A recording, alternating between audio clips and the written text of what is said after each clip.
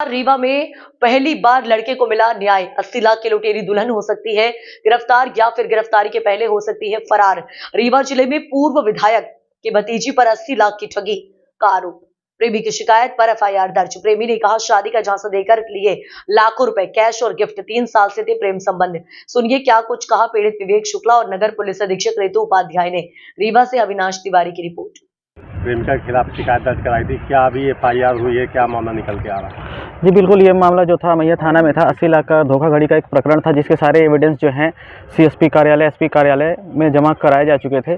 कल इसमें एफआईआर दर्ज की जा चुकी है और हमें बताया गया है जल्द से जल्द इस एफआईआर में जो इसकी धाराएं लगी उसके एविडेंस जो हैं और धारा के अनुरूप इसमें जो कार्यवाही हो सकती है जल्द से जल्द की जाएगी।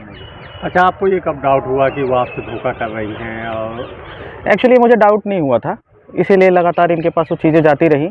सारे एविडेंस दे चुके हैं, पहले भी मैंने बाइट दे चुकी है, सारी चीज़ें एसपी सर का स्टेटमेंट्स आ चुका है।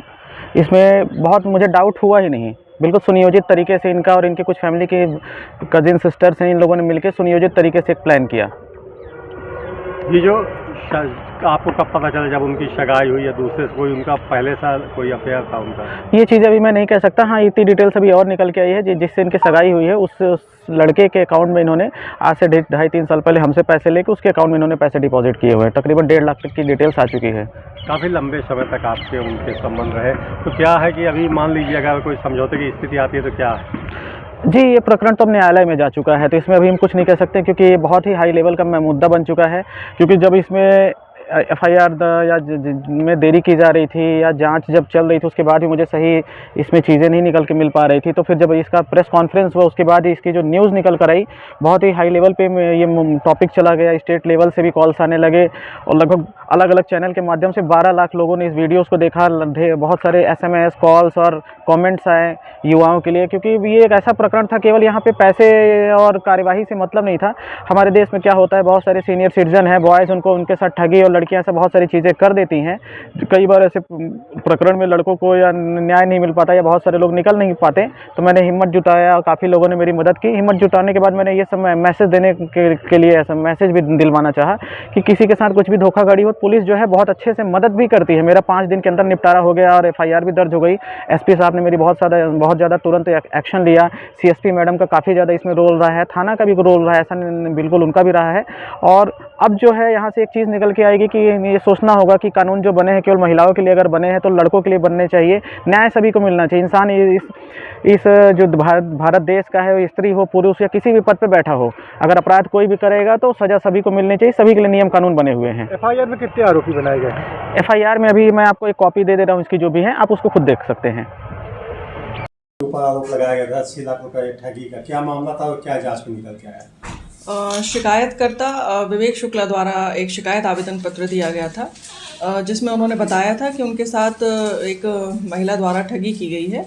उक्त शिकायत को वरिष्ठ अधिकारियों के मार्गदर्शन में जांच में लिया गया था और संपूर्ण जांच में जो आवेदक हैं उनके कथन लिए गए, अनावेदक के कथन लिए गए और अन्य साक्षियों के कथन लिए गए एवं संपूर्ण जो साक्ष्य और दस्तावेज हैं वो देखे गए।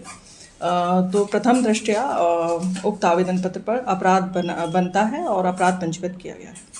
मैं पहले ऐसा मामला है जानकारी में जी, अब तक का पहला ऐसा मामला है जिसमें लड़की हाँ, चूँकि पहली बार इस तरीके की शिकायत आई थी तो उक्त संबंध में जो है पूरे साक्ष्यों को देखा गया और जांच में लिया गया और उक्त संबंध में विधिक राय ली गई और विधिक राय के पूर्व मतलब विधिक राय लेने के पश्चात हमारे द्वारा उसमें अपराध पंजीबद्ध करने के लिए थाना मैया भेजा गया। मैडम, काफ़ी समय तक इनका रिलेशन रहा है, तो क्या इसमें लड़की का अभी तक कुछ वक्तव्य सामने आया कि लड़की क्या चाहती है और क्यों ब्रेकअप हुआ? जांच के दौरान दोनों पक्षों के कथन लिए गए थे और जो प्रथम दृष्टया है जो उसमें ये अपराध बनता था और उसे पंजीबद्ध कर दिया। तो मामला 80 लाख का पूरा बना है जी, 80 लाख का पूरा मामला बना है। हाँ, उसमें जो साक्ष्य हैं वो उसमें नगद और जो गिफ्ट और सारी चीज़ें उन्होंने बताई थी, तो जो राशि बताई थी वो लगभग उतना तो नहीं पर हाँ आसपास है उसके, और अभी और भी विवेचना में देखा जाएगा। अभी तो जो साक्ष्य प्रस्तुत किए गए हैं उसके हिसाब से अभी देखा गया है जांच में, बाकी और विवेचना है, विवेचना में भी देखा जाएगा जो साक्ष्य आएंगे।